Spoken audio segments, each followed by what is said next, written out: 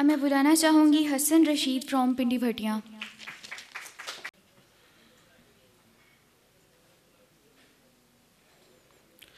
शबे हवस है या खिराम बेखुदी का अक्स है। शबे हवस है या खिराम बेखुदी का अक्स है। फना के नक्श नारसा में जिंदगी का अक्स है। हमारा लहजा मारवा से मावरा न हो सका। हमारा लहजा मारवा से मावरा न हो सका। हमारे शेरों की जबीं पे एक परी का अक्स है।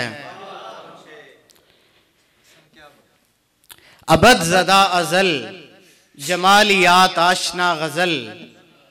अबद ज़दा अज़ल जमालियात आशना गज़ल। कहीं घड़ी का रक्स है, कहीं कली का अक्स है। करा करम से आ रहे हैं काफियों के काफले। करा करम से आ रहे हैं काफियों के काफले। फराज़े कोह पर भी शेर व शायरी का अक्स है। ए सुबह महवशां गुरूर अब यज़ीद से बाज आ।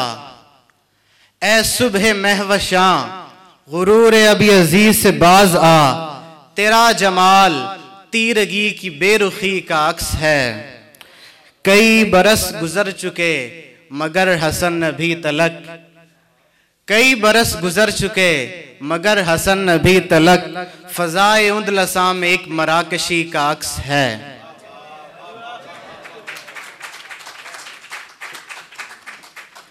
अगले शायर हैं सैयद साकिब हुसैन फ्रॉम ब्लॉट।